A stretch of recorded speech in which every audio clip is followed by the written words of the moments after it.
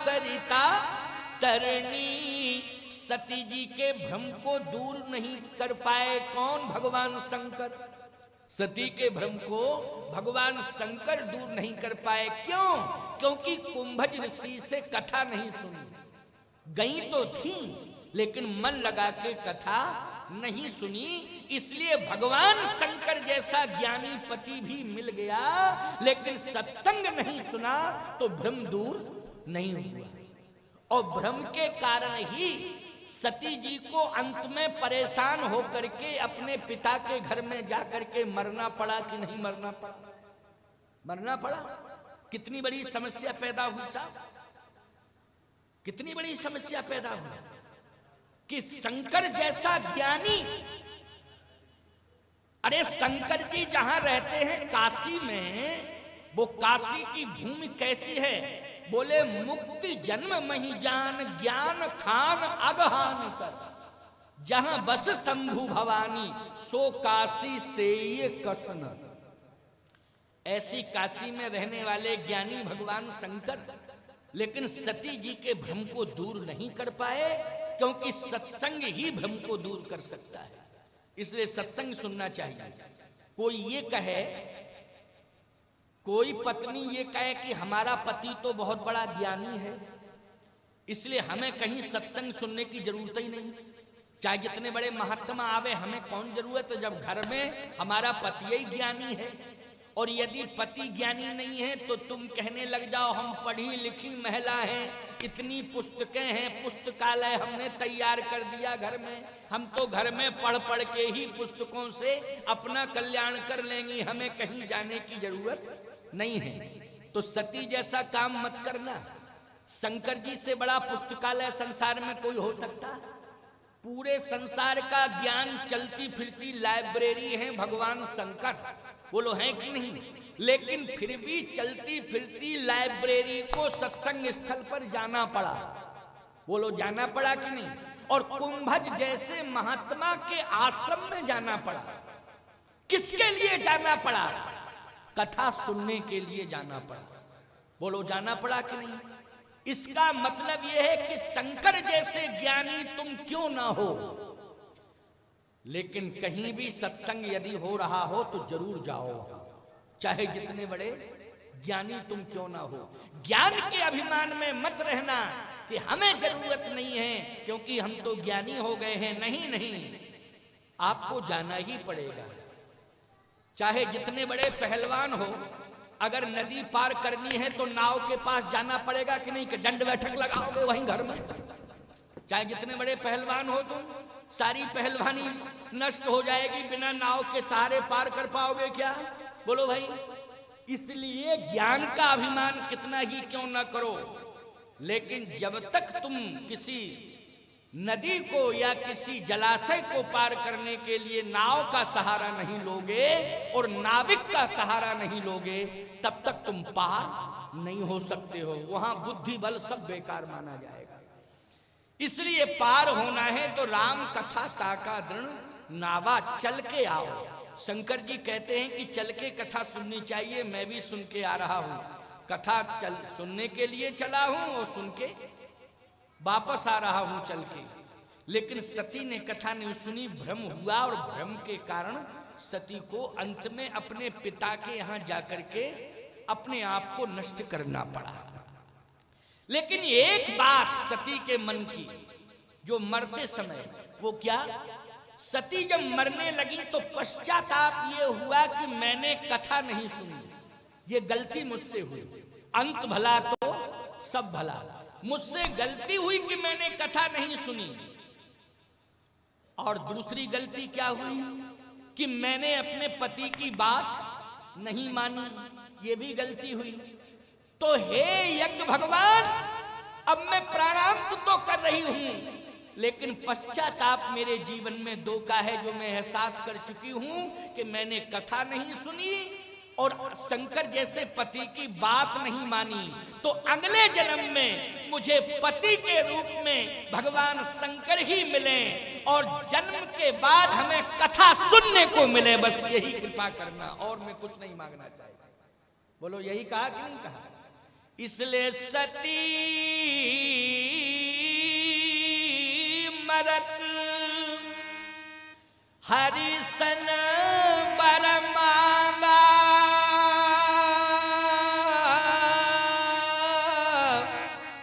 जन्म जन्म शिव पद अनुरागा, जन्म जन्म शिव पद अनुरागा। एक जन्म नहीं, जन्म जन्मांतरों तक मुझे भगवान शिव के चरणों की सन्निधि मिले और कानों से कथा सुनने को मिले, सत्संग सुनने को मिले। ये सती जी कह रही हैं। सती साधारण नहीं है, दक्ष की बेटी है और भगवान शिव की पत्नी है, लेकिन क्या कह रही है कि कथा सुनने को मिले। कथा के बिना जीवन व्यर्थ है। जैसे ही शरीर जल के भस्मीभूत हुआ, एक और बात आपको बताएं, मरते समय व्यक्ति की जैसी मति होती है वैसी गति होती है कि नहीं? क्लियर हो रहा है कि नहीं हो रहा? जबरदस्ती तुम मानो ना मानो ये अलग बात है, मानो ना मानो ये अलग बात है। ये मानो ना मानो खुशी आपकी, समझ गए हो? ये तुम्हारी खुशी है कि तुम्हें मानना है कि नहीं मानना है। भाई ट्रेन आ रही है, ट्रेन आ रही है, सिग्नल हो गया हरा कि क्लियर है, ये रुकने वाली नहीं है, क्योंकि हरा सिग्नल है। क्लियर है कि ट्रेन रुकने वाली नहीं है, लेकिन हरी झंडी देने वाला कह रहा है हट जाओ हट जाओ हट जाओ, क्योंकि ट्रेन रुकेगी नहीं। सिग्नल देख रहे हो हरा है, वो हरी झंडी हम भी दिखा रहे हैं। सिग्नल बोल नहीं रहा है, लेकिन हरी झंडी दिखाने वाला बोल रहा है कि नहीं हट जाओ हट जाओ हट जाओ, और नहीं हटोगे तो मरोगे। और यदि तुम बहादुरी दिखाओ, पहलवानी दिखाओ कि हम तो कुश्ती लड़ेंगे इंजन से, बोलो मरोगे कि नहीं मरोगे? निश्चित रूप से मरोगे। हम आज बताने के लिए आए हैं कि ऐसा करो ऐसा करो ऐसा मत करो, ये शास्त्र कह रहा है। अब मानना ना मानना तुम लोगों के ऊपर डिपेंड कर रहा है। अगर मानोगे तो निश्चित है कि सुधर जाओगे और तर भी जाओगे, और नहीं मानोगे तो केवल मर जाओगे, तर नहीं पाओगे। मरना तो सुनिश्चित ही है, लेकिन तर नहीं पाओगे। तो सती जी तर गई। क्यों तर गई सती जी? क्योंकि अंत में उनकी मति भगवान शिव के चरणों में आ गई और उन्होंने इस बात को एहसास कर लिया कि सत्संग नहीं सुना और अपने पति की बात नहीं मानी, परिणाम ये सामने आ गया। लेकिन परिणाम पर मर तो रही हूं, लेकिन प्रार्थना कर रही हूं कि अगला जन्म मुझे दे दो, चांस दे दो, सुधरने का चांस दे दो। तो बोलो सती को सुधरने का चांस मिला कि नहीं मिला? जो मांगा था, बोले सती मरत हरिसन बर मांगा, ओ जन्म जन्म शिव पद अनुरागा। तो आज तक की तारीख में ईमानदारी से बताओ, हर मंदिर में भगवान शंकर के बगल में सती बैठी हैं कि पार्वती बैठी हैं? जल्दी।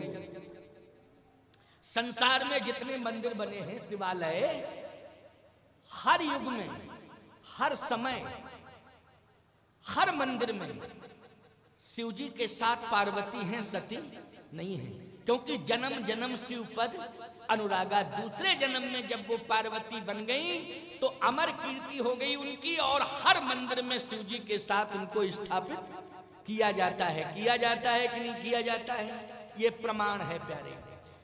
इसलिए मैं कहता हूं कि बात मानना चाहिए। गलती सबसे होती है। ये शरीर गुण दोष से बना हुआ है भैया, इसमें गुण ही गुण नहीं, दोष भी आएंगे। और मैं तो कहता हूं कि दोष ज्यादा रहते हैं, गुण कम रहते हैं, लेकिन सत्संग में जो चर्चाएं आपको सुनने के लिए मिले, एक सुधरने का अवसर सत्संग के माध्यम से आपको मिल रहा है। और यदि सत्संग के माध्यम से सुधरने का अवसर आपको मिल रहा है, यदि आप सुधर गए तो निश्चित रूप से आप भगवान के सदा सदा के लिए हो गए प्यारे। बस सत्संग में सुधरने की जरूरत है, भगवान के आप सदा सदा के लिए हो जाएंगे, भगवान आपको सदा सदा के लिए स्वीकार कर लेंगे। तो सती जी ने जो मांगा अगले जन्म में वही पाया। क्या पाया? सती जी हिमांचल जी के यहां जन्म ली पार्वती बन के। बोलो, सती का जो दूसरा जन्म हुआ पार्वती के रूप में, वो किसके यहाँ हुआ? दक्ष प्रजापति के यहाँ नहीं हुआ। किसके यहाँ हुआ? हिमांचल जी के यहाँ हुआ।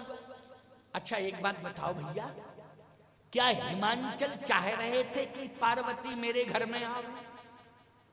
जब सती प्राण छोड़ रही थी तो क्या हिमांचल उस समय ये प्रार्थना कर रहे थे कि ये मरे हो हमारे घर में पैदा हो? ऐसा तो कहीं प्रमाण नहीं है कि उस समय हिमांचल किसी भी, पूरा शिव पुराण पढ़ जाइए, पूरे अन्यान्य पुराण, हिमालय में कहीं कोई ऐसा प्रमाण नहीं मिलता है कि भगवान शंकर तो तपस्या कर रहे हैं, लेकिन हिमांचल जी ये सोच रहे हो कि सती मर रही है, बेटी बन करके मेरे यहां आ जाए। लेकिन सती चाह रही है कि मैं हिमांचल की बेटी बनूं। ये सती चाह रही है, हिमांचल नहीं चाह रहे हैं, लेकिन ये सती चाह रही है। क्यों चाह रही है सती? इसलिए कि मुझे दक्षमानी चतुर चालाक बाप नहीं चाहिए, क्योंकि चतुर चालाक बाप मिला इसलिए ये कंडीशन आई। बोलो, आई कंडीशन की नहीं? अरे मैं कहता हूं, गलती अगर सती कर रही थी, बिटिया थी, बेटी, लेकिन बाप को तो गलती नहीं करनी चाहिए थी। अरे कितना हो कुछ भी हो जाता, लेकिन दामाद का तो सम्मान किया जाता है कि नहीं किया जाता? बोलो, क्या दामाद के सामने तुम जमींदारी और जागीरदारी दिखाओगे? तुमने अपनी बेटी का हाथ पकड़ा दिया है जिसके हाथ में, ईमानदारी से बताओ वो सिर माथे हो गया कि नहीं हो गया? ये धर्म कहता है। और कौन सी कमी देखी तुमने भगवान शंकर में? ये मैं मानता कि ससुर इसलिए नाराज है दामाद से क्योंकि दामाद का चाल चलन ठीक नहीं है, तब तो मैं मानता हूं कि नाराजगी है। शंकर जैसा चरित्रवान दुनिया में कोई नहीं है प्यारे, शंकर जैसा विद्वान दुनिया में कोई नहीं है, और शंकर जैसा महान दुनिया में कोई नहीं है।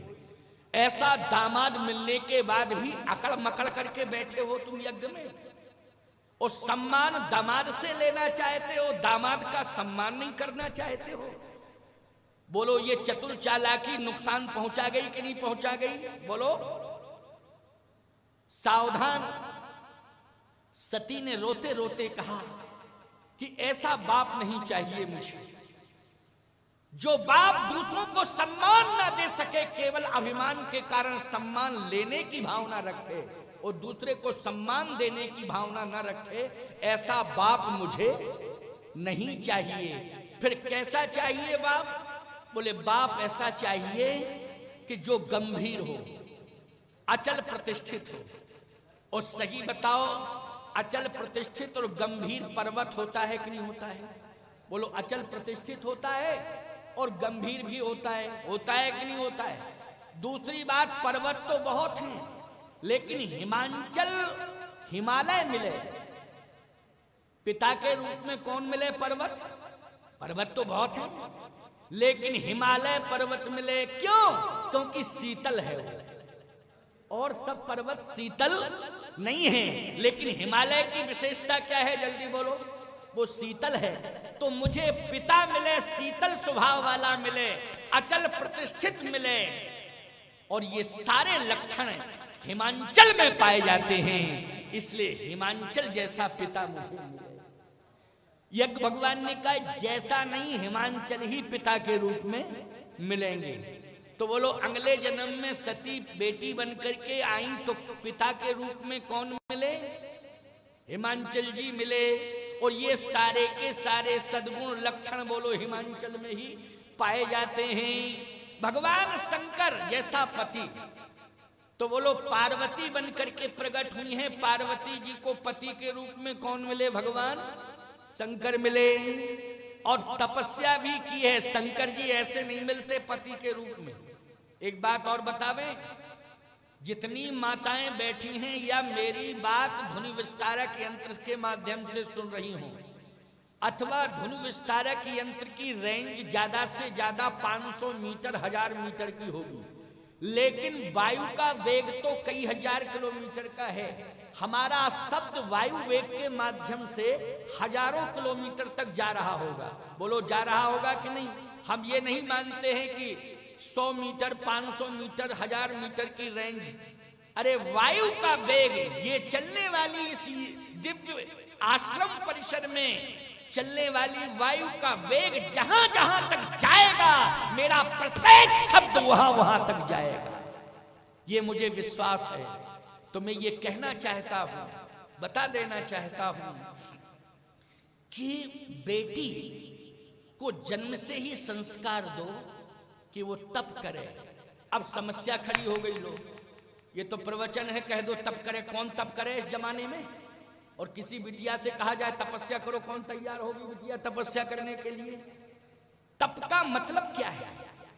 तप का मतलब ये नहीं है कि आंख बंद करके बेटी आपकी बैठ जाए और 4-5 घंटे आंख बंद किए रहे।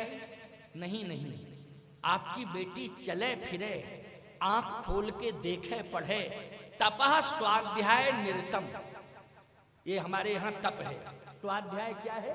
महर्षि वाल्मीकि के सिद्धांतानुसार एक तप है स्वाध्याय। और स्वाध्याय मानी शिक्षा, और शिक्षा मानी सत्संग। बोलो भैया बात वहीं आ गई कि नहीं?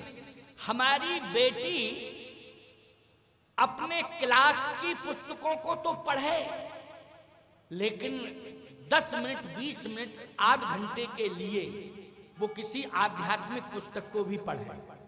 क्यों भाई, पढ़ना चाहिए कि नहीं? पढ़े।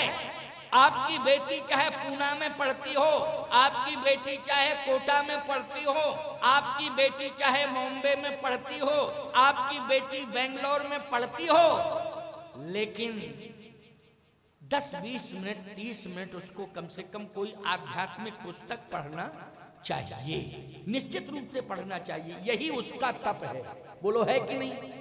और जब तक वो आपके पास रह रही है, आपके साथ रह रही है, तो आप निश्चित रूप से जो सत्संग में आपने ज्ञान अर्जन किया है, उसका लाभ अपनी वाणी से अपनी बेटी को और अपने बेटों को जरूर दो। केवल हम बेटी भर की बात नहीं कर रहे हैं, बेटा बेटी सीधी सी बात, हम संतान की बात कर रहे हैं। बात समझ में आ रही कि नहीं? जरूर सत्संग के द्वारा जो आपको ज्ञान मिला है, समाज में सत्संग में बैठ करके जो आपको ज्ञान मिला है, उस बेटी को घर में ज्ञान दो। और घर छोड़ करके बाहर पढ़ने जावे तो जरूर कोई ना कोई पुस्तक उसके हाथ में पकड़ा दो जिसमें संस्कार लिखे हो, संस्कारों की वो पुस्तक हो। और सबसे बड़ी पुस्तक संस्कारों की यदि है तो वो रामचरितमानस है। साथ में दे करके भेजो कि 15 मिनट जरूर पढ़े वो रामायण, चौपाइयां पढ़े, और गीता प्रेस की रामायण में जो अर्थ दिया है सामान, उसको जरूर पढ़े। ईमानदारी से बताओ वो तप माना जाएगा कि नहीं माना जाएगा? और उसके अनुसार बेटी और बेटा चले तो बोलो तप माना जाएगा कि नहीं? मैं दावे से कह रहा हूं कि अगर आपकी बेटी 10 मिनट रोज रामायण पढ़ेगी, ये उसके जीवन का तप होगा। उसे भविष्य में भगवान शंकर जैसा पति अवश्य मिलेगा। बेटी तप करते करते पार्वती बन जाएगी, उसे शिव जी जैसा पति जरूर मिलेगा। ये आत्मविश्वास मेरा बोल रहा है। बोलो सरल उपाय बताया कि नहीं? कोई उलझा हुआ तो नहीं बताया? तप का अर्थ मैंने बता दिया है। और इस घोर कलिकाल में तपः स्वाध्याय निरतम, रामायण का स्वाध्याय करो, यही तप है। इसलिए पार्वती ने तप किया, भगवान शिव जैसा उन्हें पति मिला। और शिव जैसे पति को प्राप्त करके उन्होंने संसार में सबसे बड़ी उपलब्धि यह प्राप्त की कि जननी नहीं जगत जननी बन करके प्रतिष्ठापित हो गई। यह है पार्वती जी की महिमा। भगवान शंकर ने यही तो कहा, धन्य धन्य धन्य धन्य गिरिराज कुमारी,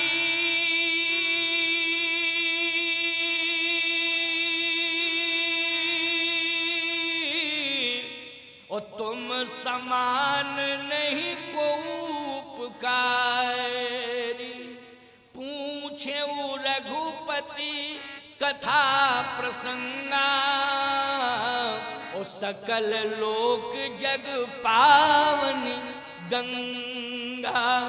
धन्य है तुमने घर घर में गंगा को प्रकट कर दिया है। बोलो घर घर में गंगा को प्रकट कर दिया। तो ये रामायण, अरे भैया उस गंगा में आप और आपकी संतान कभी कभी स्नान कर सकती है, जो गंगोत्री से गंगा निकली है, लेकिन राम कथा रूपी गंगा घर घर में हो तो नित्य स्नान करो, जीवन का कल्याण होगा। आज की कथा का यही